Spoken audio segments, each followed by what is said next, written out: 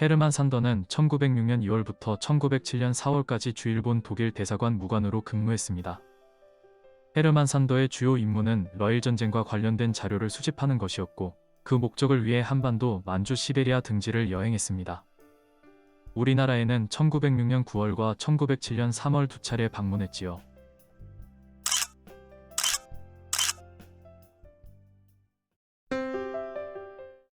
헤르만 산더는 1906년 9월, 일본에서 배를 타고 부산항으로 들어왔습니다. 서울까지 기차를 이용하기도 했지만, 배를 타고 목포와 군산을 거쳐 제물포로 들어오기도 했고, 북부지방을 여행할 때에도 배를 이용했지요. 부산은 강화도 조약 이후 가장 먼저 개항한 곳입니다.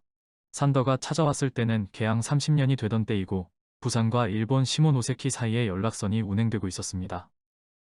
배에서 부산항을 바라보니 뒤쪽에 산부터 보입니다. 생김새로 보아 천마산 같습니다. 부산 중심가에는 이미 일본식 주택들이 즐비합니다. 목포항에 일장기와 우길기를 내건 배들이 보입니다. 목포는 부산, 원산, 인천에 이어 1897년 개항했습니다. 무안군의 작은 포구였던 목포가 개항하고 커지자 무안군이 무안부로 승격했고, 1910년에는 목포부로 이름을 바꾸게 됩니다. 항구와 가까운 유달산 아래 일본 영사관과 일본인 거류지가 들어서 있습니다. 산더가 방문했을 때는 영사관이 이사청으로 전환된 후입니다. 이사청은 을사조약 후 통감부가 설치되고 그 아래 지방행정을 관리하는 부서로 설치됐는데, 기존의 일본 영사관에서 그 일을 담당했습니다. 일본 영사관은 이후에 목포부청, 목포시청 등으로 쓰이다가 지금은 근대역사관이 돼 있습니다. 개항이 되고 목포에는 일본인 거류지가 급격하게 늘어났는데, 항구가 가까운 지금의 유달동 일대에 주로 모여 살았지요. 일본인 주거지역 바로 옆으로 한국인이 사는 초가집들이 붙어있네요. 목포보다 먼저 개항한 제물포에도 일본인 주택이 가득 들어서 있습니다. 이때 제물포에는 우리나라 사람보다 일본인이 더 많았다고 합니다. 서울과 가까운 제물포에는 일본뿐 아니라 여러 나라의 조계지가 들어섰고 영사관들이 설치됐습니다. 중국과 일본에 진출해 있던 상사들도 들어와 사업을 시작했지요. 산 위에 당당하게 서 있는 집은 영국인 사업가 존스턴의 별장입니다. 응봉산 일대에는 이미 각국공원이 조성되어 있었는데 그 안에 지은 겁니다. 워낙 눈에 띄어서 인천항으로 들어오는 배들에게 이정표 역할을 할 정도였고, 인천을 대표하는 명소로 엽서에도 많이 등장했습니다. 인천 상륙작전 때 한포 사격으로 대부분 파괴되었다가 이후 사라져버렸고, 그 자리에 지금은 한미수교 100주년 기념탑이 서 있습니다. 오른쪽 건물은 건물의 형태나 위치로 보아 세창양행 사택으로 보입니다. 세창양행은 우리나라 최초의 외국인 무역상사인데, 그 사택이 응봉산 자락 지금 내가더 장군 동상이 있는 자리에 있었습니다. 세창양행 사택은 우리나라 최초의 서구식 주택이라는군요. 왼쪽 건물은 위치나 건물 형태로 봐서는 인천 측후소 같아 보입니다.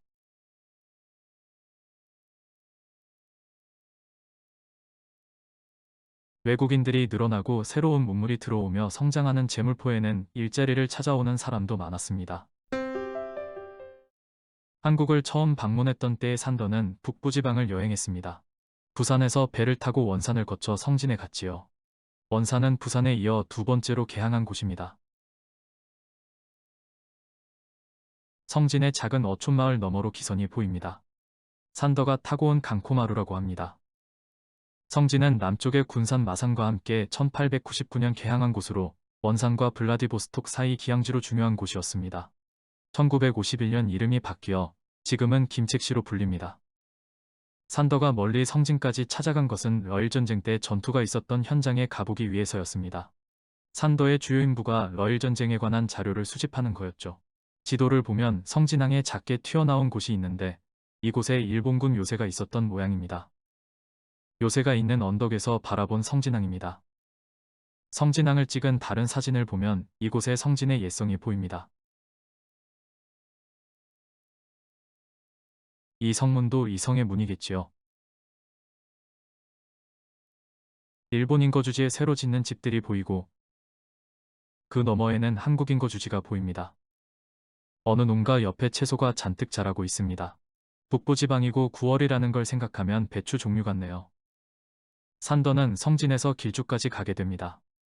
산더의 여행일지를 보면 성진에서 안쪽으로 들어가 조그마한 지역인 길주를 발견했다고 했는데 사실은 길주가 더 큰 지역이었고 길주에서 성진이 분리된 겁니다.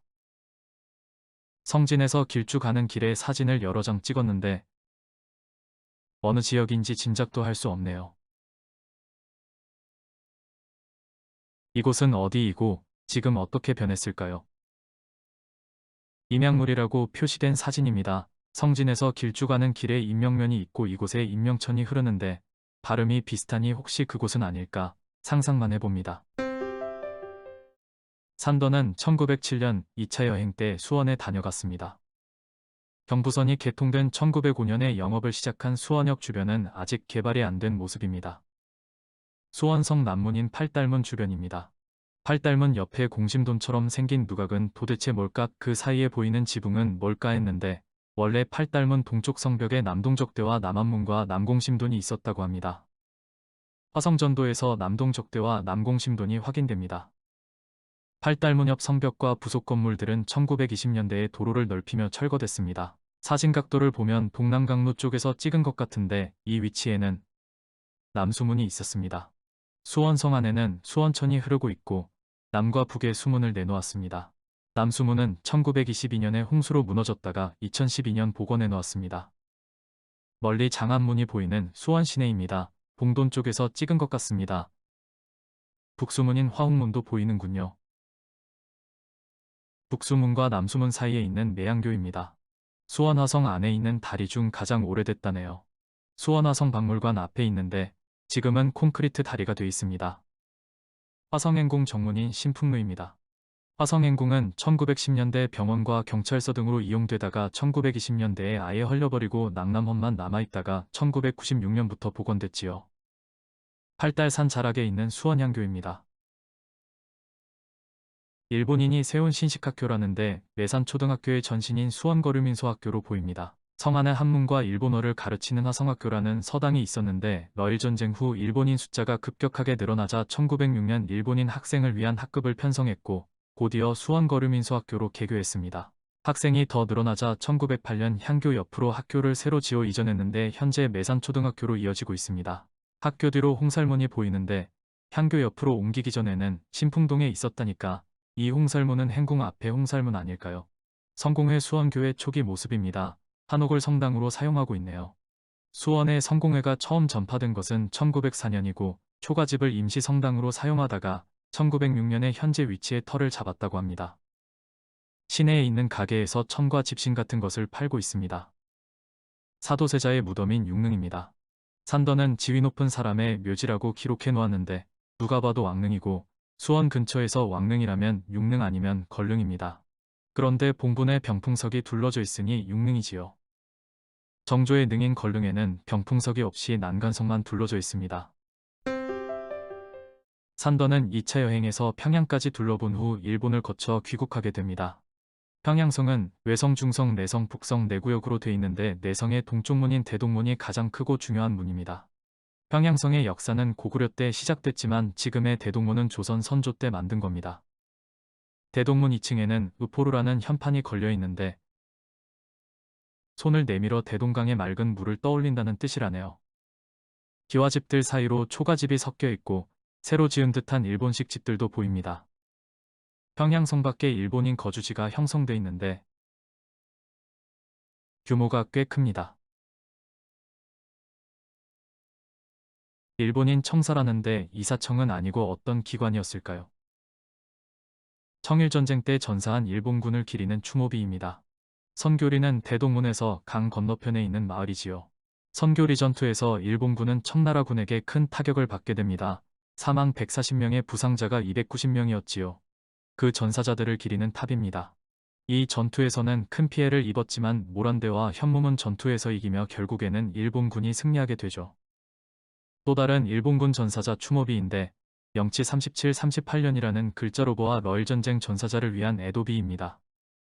3월이라 아직 대동강 얼음이 풀리지 않았는지 사람들이 걸어서 강을 건너고 있네요. 대동문 옆으로 보이는 누각은 평양성 내성의 동쪽 장대인 영광정입니다. 건물 두 채가 기역자로 붙어 있는데 성 밖에서 보니 한쪽 면만 보입니다. 대동강에서 보는 모란봉 일대입니다. 영명사는 청일전쟁 때 큰 피해를 입어 부속 건물 일부만 남아 있습니다. 진주 촉성루 밀양 영남루와 더불어 조선시대 3대 누각으로 꼽히던 부병루가 보이고 평양성 북성의 남문인 정금문도 보입니다. 정금문은 특이하게 성벽과 직각으로 꺾어서 성문을 냈습니다. 모란봉 정상에는 최승대가 있습니다. 이곳에서 내려다보는 경치가 최고라고 해서 최승대라네요.